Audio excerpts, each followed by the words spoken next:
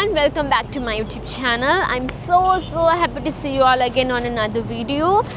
The thing is, first of all, I just wanted to tell you all, I'm a Sri Lankan Tamil girl. So today I'm going to tell you the details of my Schengen visa. So how I got my visa, how my experience was, and where did I go. So all the things I'm going to share with you all today. Let's go into the video. Europe வந்து எல்லாரோடையுமே dream destination, எல்லார் மனசுலையுமே இருக்கும். At least லைஃப்பில் ஒரு தடவையாவது நாங்கள் Schengen visa கிடச்சிடாதா, யூரோப்புக்குள்ளே போயிட மாட்டோமான்னு சொல்லி எல்லாருக்குமே ஒரு ஆசை இருக்கும். ஆக்சுவலி நீங்கள் ஒரு கண்ட்ரிக்கு வந்து வீசா எடுக்கிறீங்கன்னு சொன்னால் மொத்தமாக 27 நாட்டுக்குள்ளே நீங்கள் வந்து போயிட்டு ட்ராவல் பண்ணிவிட்டு வரலாம். ஐஷு வந்து ஸ்ரீலங்கன் பாஸ்போர்ட் ஹோல்டர். நான் வந்து ஸ்ரீலங்காவில் இருந்து லாஸ்ட் இயர் தான் துபாய்க்கு வந்து கம்பெனி வீசாவில் இருந்து நான் வந்து ஒர்க் பண்ணிகிட்ருக்குறேன். ஸோ அதோடு எனக்கு வந்து நான் வீடியோ செய்கிறதுனால, ப்ரொமோஷன்ஸ் வீடியோ செய்கிறதுனால துபாயில் வந்து ஒரு ரூல்ஸ் இருக்குது. கட்டாயமாக இன்ஃப்ளூயன்சஸ்க்கான லைசன்ஸ் இருக்குது. அது இல்லாமல் வந்து நாங்கள் இங்கே வீடியோஸ் எதுவுமே போட முடியாது. அது ஒரு நல்ல விஷயந்தான். நான் எதுக்கு சொல்கிறேன்னு சொன்னால், நான் வந்து அப்ளை பண்ணினது வந்து மீடியா ரிலேட்டடான ஒரு விஷயத்துக்காக தான் ஷெங்கனுக்கு அப்ளை பண்ணினேன். ஸோ அதுக்கு வந்து நான் என்னோடய பர்சனல் டாக்குமெண்ட்ஸ் மட்டும் இல்லாமல் என்னோடய இன்ஃப்ளூயன்சர் லைசன்ஸையும் நான் வந்து அட்டாச் பண்ணியிருந்தேன். அதுக்காக தான் இந்த பாயிண்ட்டை வந்து நான் உங்களுக்கு சொல்கிறேன். ஏன்னா நான் எப்படி பர்சனலாக அப்ளை பண்ணினேன்றதை தான் இப்போ வந்து நான் ஷேர் பண்ணிகிட்டு இருக்கிறேன் உங்கள்கிட்ட. ஓகேவா? அடுத்தது நிறைய பேர் என்ன நினச்சிட்டு இருக்கிறோம், யூரோப் போகிறதுக்கு வந்து நிறைய காஸ்ட் ஆகும், பெரிய பெரிய டாக்குமெண்ட்ஸ்லாம் தேவை அப்படின்னு சொல்லி. Very simple. நீங்கள் நினைக்கிற மாதிரியே இல்லை, நம்ம எதிர்பார்க்குற மாதிரி ஒரு விஷயம் இருக்காது சத்தியமாக. ஆனால் அந்த மாதிரி தான் சொல்கிறேன். இப்படி நிறைய பேர் நினச்சிட்டு இருந்தீங்கன்னா அந்த நினைப்பே வேண்டாம். அப்படி ஒரு விஷயமே இல்லை. வெரி சிம்பிள் மெத்தடில் வந்து நீங்கள் வந்து அப்ளை பண்ணலாம். ஸோ வாங்க, நான் என்னென்ன டாக்குமெண்ட்ஸ் சப்மிட் பண்ணினேன், எவ்வளோ பேங்க் பேலன்ஸ் காட்டினேன், என்னென்ன டாக்குமெண்ட்ஸ் கொடுத்தேன்றதை ஃபுல்லாக நான் உங்களுக்கு சொல்கிறேன். ஷெங்கன் வீசாவோட ப்ராசஸிங் டைம் வந்து 15 to 30 days. சிலருக்கு வந்து 5 daysலேயும் வீசா கிடைக்கலாம். ஆல்ரெடி நீங்கள் வந்து ட்ராவல் பண்ணியிருந்தீங்க அப்படின்னு சொன்னால், இல்லைனா 8 daysலேயே கிடைக்கலாம், 10 daysலேயே கிடைக்கலாம், 30 daysலேயே கிடைக்கலாம். சம்டைம்ஸ் டிலே ஆகலாம். இது வந்து உங்களோட டாக்குமெண்டேஷனை பொறுத்து தான் இருக்குது. ஸோ நான் பர்சனலாக என்னென்ன டாக்குமெண்ட்ஸ் கொடுத்தேன்னு சொன்னால், எமிரேட்ஸ் ஐடி, கம்பெனிலேருந்து கட்டாயமாக வந்து என்ஓசி தேவை. என்ஓசி, என்னோடய சேலரி அந்த டீட்டெயில்ஸ்லாம் போட்டு ஒரு கவர் லெட்டர், அப்புறமா வந்து ஸ்பான்சர் லெட்டர், பாஸ்போர்ட் காப்பி, அப்புறமா வந்து என்னது டம்மி டிக்கெட், ஃப்ளைட் புக்கிங் வந்து நாங்கள் கொடுத்துருந்தேன்னா, சப்மிஷனுக்கு வந்து ஒரு சின்ன பேமெண்ட் ஒன்று நீங்கள் கட்ட வேண்டி வரும். அதை நீங்கள் கட்டிக்கொள்ளலாம். இந்த வீசா அப்ளை பண்ணி கிட்டத்தட்ட ஒரு அந்த கொஞ்சம் குறிப்பிட்ட நாட்களுக்கு எனக்கு ரொம்ப ப்ரெஷர். ஏன்னா நான் வந்து அவசரப்பட்டு முடிவெடுத்துட்டேன்னா, இது சரியான டிசிஷனா? ஏன்னா நான் யாருக்குமே ஃபஸ்ட்டு சொல்லலை. ஏன்னா எனக்கு சம்டைம்ஸ் ஃபெயிலியர் ஆகினா ஒரு மாதிரி தானே. ஸோ அதனால் நான் யாருக்கும் சொல்லலை. கடவுள்கிட்ட மட்டும் ப்ரே பண்ணிவிட்டு நானே செல்ஃபாக தான் இதை பண்ணினது. பட் எனக்கு வீசா கிடைச்சதும் கூட என்னால் நம்ப முடியலை. நானே எனக்கு கிள்ளி பார்க்குறேன், எனக்கு தான் கிடைச்சிருக்கான்னு.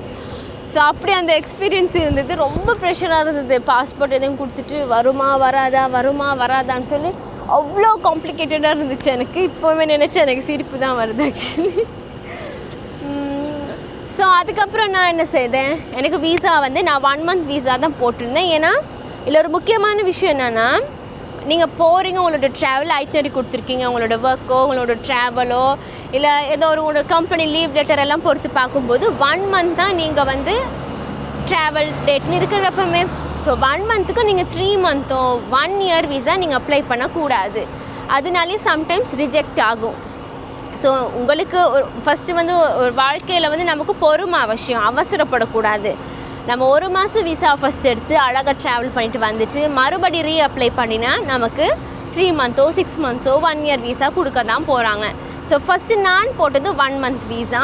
இப்போ 1 month வீசாவில் என்னோடய ட்ராவல் டேட் வந்து 7 days போட்டேன். பட் நான் வந்து ஒரு 2 weeks மாதிரி நின்னேன். இப்போ அதை நான் சொல்கிறேன் எப்படின்னு சொல்லிட்டு. ஓகே, இப்போ எனக்கு வீசா கிடைச்சிட்டு என்னால் நம்ப முடியலை. பட் அதே எனக்கு ஒரு சர்ப்ரைஸ் தான். So I was so happy. So இப்போ வந்து நான் சொல்ல போகிறது, வீசா கிடைச்சதுக்கப்புறம் என்னோடய ட்ராவல் டேட்லேருந்து நான் இங்கே வர்ற வரைக்கும் நான் என்ன பண்ணினேன், அங்கேருந்து எப்படி ட்ராவல் பண்ணினன்றதை தான் சொல்ல போகிறேன். ஃபஸ்ட்டு வந்து நான் புக் பண்ணியிருந்தது வந்து எமிரேட்ஸ் ஃப்ளைட். ஏன்னா சேஃப்டிக்காக நான் அதை பண்ணினேன். எனக்கு கொஞ்சம் பயமாக இருந்தது ஃப்ளைட்டில். தனியாக தான் நான் வந்து ஆக்சுவலி ட்ராவல் பண்ணியிருந்தேன். ரொம்ப எனக்கு கொஞ்சம் தனியானால கொஞ்சம் அப்செட்டாக இருந்தேன். நான் அந்த டைமில் எனக்கு ரொம்ப ப்ரெஷராக இருந்தது. எனக்கு பாடியெல்லாம் ரிலாக்ஸாகவே இருக்கல. நான் ரொம்ப ப்ரெஷராக ஃபீல் பண்ணினேன். ஸோ அது மட்டும் இல்லை, நான் துபாயிலேருந்து போகும்போது சரியாக 50 kg இருந்தேன். யூரோப்லேருந்து வரும்போது 4 kg வந்து கூட்டிட்டேன். நான் வெயிட் போட்டுட்டேன். சரி, இப்போ நான் 53 இருக்கிறேன். அது ஓகே, நான் வந்துட்டேன் ரிட்டன். ஸோ என்னன்னு சொன்னால், நான் ஃப்ளைட் புக் பண்ணியிருந்தது எமிரேட்ஸில். ஸோ அங்கேருந்து ஃப்ளை பண்ணி நேராக நான் வந்து ஹாலண்ட் போனேன். ஏன்னா ஹாலண்டில் தான் எனக்குரிய அந்த கான்ஃபரன்ஸ் இருந்தது. ஹாலண்டில் வந்து சரியாக 4 days நான் இருந்தேன். 4 days வந்து கம்பெனியால் வந்து எனக்கு அக்காமடேஷன் எல்லாமே அவங்க ப்ரிப்பேர் பண்ணியிருந்தாங்க, ஃபுட் அக்காமடேஷன் எல்லாமே. ஸோ எனக்கு அது கொஞ்சம் ஓகே வந்தது. ஏர்போர்ட் பிக்கப்புக்கும் ஆள் வந்திருந்தாங்க. எனக்கு தெரியாத ஒரு நாட்டுக்கு போய் அங்கே வந்து லாங்குவேஜும் வேறு டச். ஸோ டச் தெரியாது இல்லையா, அப்போ இங்கிலீஷில் நாங்கள் மேனேஜ் பண்ணக்கூடிய அளவு மேனேஜ் பண்ணினது. பட் பிக்கப்புக்கு ஆள் வந்திருந்தது. அவங்க பிக்கப் பண்ணி அவங்க அக்காமடேஷனில் கொண்டு போய் விட.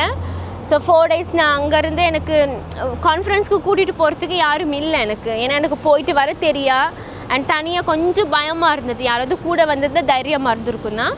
அப்போ நான் வந்து ஊபர் போட்டு போனேன். இப்போ ஊபர் போயிட்டு வரத்துக்கு ஒரு ட்ரிப்புக்கே 50 euros போயிட்டு, பெரிய காசு அது. AEDயில் பார்த்தோம்னு சொன்னால் கிட்டத்தட்ட 280 ஒன் ட்ரிப்புக்கு மட்டும். ஸோ அப் அண்ட் டவுன் வந்து நான் அதில் தான் வந்தேன், டாக்ஸி தான் வந்து. ஒரு நாளைக்கே 480 போயிடுச்சு. ஸோ அதுக்கப்புறம் அங்கே ஃபுட்டு எக்ஸ்பென்சஸ், வெளியில் சாப்பிட்டது, ஷாப்பிங் பண்ணது, அப்படி இப்படின்னு ஒரு சில எக்ஸ்பென்சஸ் இருந்தது. ஹாலண்ட் வந்து எனக்கு ரொம்ப பிடிச்சிருந்தது. அந்த கிளைமேட்டாக இருக்கட்டும். ஆக்சுவலி நான் வந்து டெசர்ட்லேருந்து இல்லையா போனேன். அப்போ நான் வந்து எங்களோட ஆஃபீஸ் ஆக்களுக்கு கால் பண்ணி சொன்னேன், இங்கே எல்லாமே க்ரீனிஷாக இருக்குது, அவ்வளோ அழகாக இருக்குது, இங்கேயே இருந்துடலாம் போல் இருக்குன்னு. அப்போ எங்களோட பாஸ்லாம் சொன்னாங்க, ஐஷு நீங்கள் வந்து டெசர்ட்லேருந்து போயிருக்கீங்க, அதனால தான் உங்களுக்கு அப்படி இருக்குது, நார்மலாகவே யூரோப் வந்து அப்படி தான் சொல்லி அவங்க சொல்லி சிரிச்சிட்டு இருந்தாங்க. ஆக்சுவலி உண்மை தானே, நாங்கள் இப்போ இங்கெல்லாம் பெரிய அளவு க்ரீனிஷ் பார்க்குறது இல்லை. பட் இப்போ தான் வந்து பில்டப் பண்ணிட்டு வராங்க, அது நல்ல விஷயம்.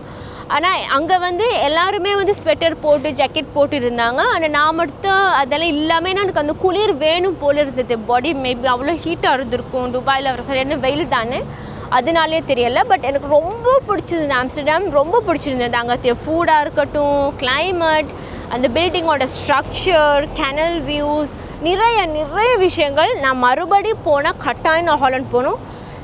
எனக்கு என்னென்னா லைஃப்பில் தெரியலை, எனக்கு ஃபஸ்ட் டைம் போனனாலே தெரியலை. பட் நான் யூரோப்புக்குள்ளே போனது எங்கே ஜெர்மனி போனேன், ஸ்விஸ் போனேன், பெல்ஜியம் போனேன். எங்கே போயிருந்தாலும் எனக்கு ஹாலண்ட் தான் பிடிச்சிருந்தது. ஏன்னா அந்த பில்டிங் ஸ்ட்ரக்சர்லாம் அவ்வளோ அழகாக இருந்தது. ஸோ அடுத்தது சேஃபாக இருந்தது, எனக்கு கொஞ்சம் ஓகேயாக இருந்தது. அப்புறம் எனக்கு அங்கே நிறைய பேர் ஹெல்ப் பண்ணியிருந்தாங்க. அந்த அக்காமடேஷனில் இருந்த ஒரு பக்கத்தில் இருந்த கேர்ள் கூட வந்து அவள் தான் என்னை கூட்டிகிட்டு போய் வந்தாங்க. அந்த மாதிரி எங்களோட ரிலேட்டிவ் அக்கள் அங்கே இருந்தாங்க, அவங்களும் கூட்டிகிட்டு போய் வந்தாங்க. ஸோ அவங்களுக்கு நான் தேங்க் பண்ணிக்கொள்கிறேன். ஸோ அங்கேருந்து நான் ஹாலண்ட் எல்லாம் ஃபுல்லாக பார்த்து ரசித்து முடிச்சதுக்கப்புறம் நான் வந்து ஜெர்மனி போனேன். ஜெர்மனி போனது வந்து தனியாக நான் வந்து ட்ரெயினில் போகிறேன். 2 ட்ரெயின் மாறணும். ஏன்னா அங்கே என் சிஸ்டர் இருக்கிறதுனால அவங்க அங்கே வர சொல்லியிருந்தாங்க. ஸோ அவங்களையும் பார்த்து 10 years ஆகுது. அப்போ அதுக்காகத்தான் நான் போனது அங்கே. அப்போது அங்கேருந்து போகும்போது ட்ரெயின் டிக்கெட் எடுத்துகிட்டு QR கோட் காட்டிட்டு, இப்போ அதுக்குள்ளே ட்ரெயின்குள்ளே இருந்தால் கொஞ்சம் எக்ஸ்பென்சிவ் தான்.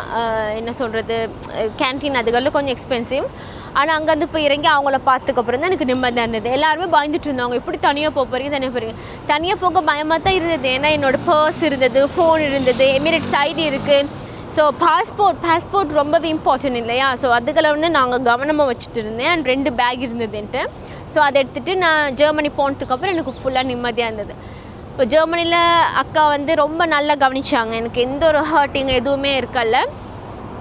நான் ரொம்ப ஹாப்பி. அவங்களோட மகள் இருந்தாங்க, மச்சான் இருந்தார், நிறைய இடத்துக்கு கூட்டிகிட்டு போனது, நல்லா ஃபுல் என்டர்டெயின்மெண்ட்டாக இருந்தது.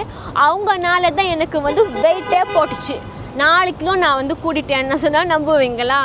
அதுக்கப்புறம் இப்போ துபாய் வந்ததுக்கப்புறம் இப்போ 53 இருக்குது. நேற்று பார்த்தது 53 இருக்கிறேன்னா. ஸோ அதுக்கப்புறம் அங்கேருந்து நாங்கள் ஃபேமிலியாக வந்து ஸ்விட்சர்லாண்ட் போனோம். ஸ்விட்சர்லாண்ட் வந்து போனது 1 day 2 day ட்ரிப் போனோம். அவசரமாக போனது, ஏன்னா நான் ரிட்டன் இங்கே வரணும் இல்லையா. அப்போ வரதுனால ரெயின்ஃபால் மட்டும் போயிருந்தோம். அங்கே அது வந்து யூரோப்லேயே இருக்கிற லார்ஜஸ்ட் ரிவர்னு சொல்கிறாங்க. அங்கே மட்டும்தான் போயிருந்தது. அதுவும் பியூட்டிஃபுல்லாக இருந்தது. ட்ரெயின்லலாம் போனது தான். But too expensive. Switzerland too much of expensive. அங்கே ஜெர்மனி ஓகே, நான் நிறைய ட்ரெஸ்ஸஸ் அதெல்லாம் வந்து பர்ச்சேஸ் பண்ணிட்டு வந்திருந்தேன். அக்கா அவங்களாம் எனக்கெல்லாம் வாங்கி கொடுத்துருந்தாங்க. சாக்லேட்ஸ்லாம் நிறைய எடுத்துகிட்டு வந்தேன். இப்போ வந்து ஸ்விட்சர்லாந்து ஜெர்மன் வந்தாச்சு. 2 நாளில் எனக்கு வந்து திரும்ப நான் ரிட்டர்ன் இங்கே வரணும். அப்போ அக்கா வந்து அங்கே நிற்க சொல்லி ரெக்வஸ்ட் பண்ணியிருந்தாங்க. பட் என்னால் நிற்க முடியாத ஒரு சுச்சுவேஷன். ஏன்னா இங்கே துபாயிலே எனக்கு நிறைய பொறுப்பு இருக்குது. அண்ட் இங்கே என்னோடய பிரதர் இருக்கிறார், ஓன் பிரதர். அப்படி சடனாக நாங்கள் அன்பிளான் பண்ணி ஒரு இடத்துல நிற்க முடியாது இல்லையா. நிற்கிறதுக்காக சிலர் போவாங்க. பட் எனக்கு அப்படி ஒரு மைண்ட் செட் இருக்கல, நான் நிற்கவும் போகலை. பட் எனக்கு அப்படி ஒரு ஐடியா உண்மைக்குமே இருக்கல. பட் இன் ஃப்யூச்சர் பார்ப்போம், சொல்ல முடியாதுல்ல. எங்களோட அக்கா வந்து என்ன செய்தாங்கன்னா, அவங்களோட வீட்டிலேருந்து நாங்கள் பஸ் எடுத்து திரும்ப குட்டி ட்ரெயின் ஒன்று எடுத்து அங்கேருந்து நாங்கள் மெயின் ரயில்வே ஸ்டேஷனுக்கு போனது. ஸோ அதுதான் பிளாட்ஃபார்ம். அங்கே இருந்து டெர்மினல் 2 போட்டிருந்தாங்க. என்னோடய ஃப்ளைட் புக்கிங் வந்து எமிரேட்ஸ் தான் புக் பண்ணியிருந்தது. டெர்மினல் 2னால் அந்த ட்ரெயின் வந்து டெர்மினல் 1க்கு தான் போகும். ஸோ 1 இருந்து எனக்கு 2க்கு போகிறதுக்கு அங்கேருந்து ஒரு சின்ன பஸ் எடுக்கணும் இடையில. எனக்கு அது தெரியாது. நான் ஃபஸ்ட் டைம் நான் வந்து இவ்வளோ தூரம் ட்ராவல் பண்ணுறேன். யாருமே பக்கத்தில் சப்போர்ட்க்கு இல்லை. பட் அவங்க எனக்கு சொல்லி அனுப்பிச்சாங்க. பட் லைனில் எனக்கு கூட கைட் பண்ணிட்டு தான் இருந்தாங்க.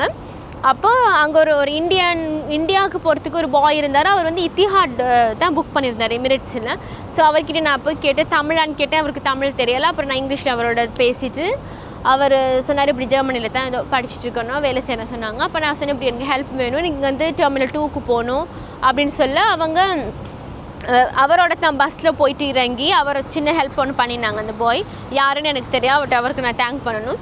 போய் இறங்கி அங்கேருந்து பார்த்து செக்இன் ஆனதுக்கு அப்புறம் தான் எனக்கு அப்பாடா அப்படின்னு நிம்மதியாக இருந்தது. ஆனால் அவ்வளோ பசிச்சுது எனக்கு. எனக்கு ஒன்றுமே சாப்பிடல. திரும்ப ஃப்ளைட்குள்ளே ஏறி வந்து இறங்க வரைக்கும் ஐயோ கடவுளே எப்படா வந்து இறங்கும், ஏதோ ஆகுமா என்னமோன்னு கொஞ்சம் பயமாகவே இருந்துச்சு எனக்கு. அப்போ ஃப்ளைட்டில் சாப்பாடெலாம் கொடுத்தாங்க, சூப்பராக இருந்தது. அப்படி தான் என்னோடய யூரோப் ஜேர்னி இருந்தது.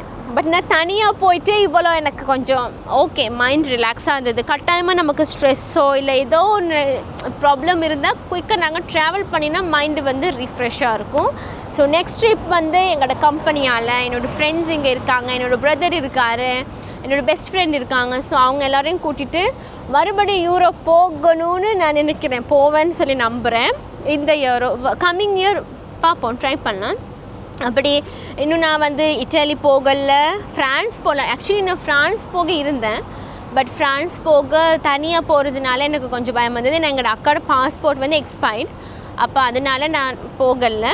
ஆனால் நெக்ஸ்ட் டைம் கட்டாயம் போவேன். திரும்ப இருக்க ஹாலண்ட் போவேன், இட்டலி, ஃப்ரான்ஸ், ஸ்விட்சர்லாந்து, அப்படி ஐஸ்லாண்ட் போகணுன்னு எனக்கு ரொம்ப விருப்பம்.